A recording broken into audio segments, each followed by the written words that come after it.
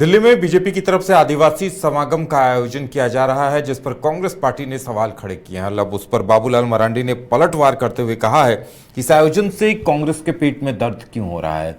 दिल्ली में हो रहा आदिवासी समागम का कांग्रेस की तरफ से विरोध दर्ज कराने पर पूर्व मुख्यमंत्री सह नेता प्रतिपक्ष बाबूलाल मरांडी ने गढ़वा दौरे के दौरान कहा कि आदिवासी समागम के आयोजन से कांग्रेस के पेट में दर्द क्यों हो रहा है। साफ है कि देश भर में अपनी दुकानदारी बंद होने से कांग्रेस चिंतित और हताश है।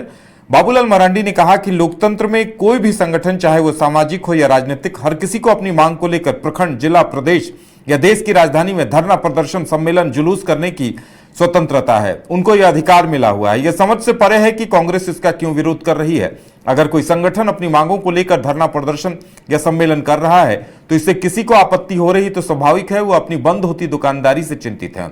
बाबूलाल मरांडी ने कहा कि जहां तक आरएसएस को मंच पर बुलाने की बात है तो आरएसएस कोई विदेश का संगठन नहीं है और ना ही देशद्रोहियों का संगठन है, बल्कि यह देशभक्तों का संगठन है।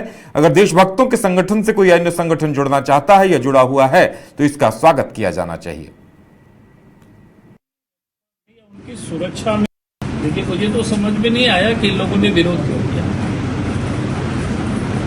लोकतंत्र में हर सामाजिक या राजनीतिक संगठन अपनी मांगों को लेकर के, चाहे प्रखंड में हो, चाहे जिला में हो या प्रदेश में हो या देश के राजधानी में हो, अपनी मांगों को लेकर के धरना, प्रदर्शन, सम्मेलन, जुलूस करने का ये राइट है, स्वतंत्रता है। अगर कोई भी संगठन अगर धरना प्रदर्शन करते हैं और किसी को अगर उसका विरोध होता है तो इसे लगता है कि अब उन लोगों की दुकानदारी बंद हो जाएगी, वो लोग इससे अब चिंतित हो रहे हैं। क्योंकि अनुसूचित जनजाति सुरक्षा मंच अनुसूचित जनजाति भाई और बहनों के हितों की रक्षा के लिए वो बना हुआ है। तो अगर उनकी रक्षा में या उनकी सुरक्षा में कहीं चूक हो रही है और सरकार के समक्ष अगर वो धरना प्रदर्शन कर रहे हैं, सम्मेलन कर रहे हैं, तो मुझे लगता है कि कांग्रेस पार्टी को दर्द नहीं होना चाहिए, तकलीफ नहीं होना चाहिए। उनका कहना है सर आरएसएस से जुड़ा हुआ है उनसे।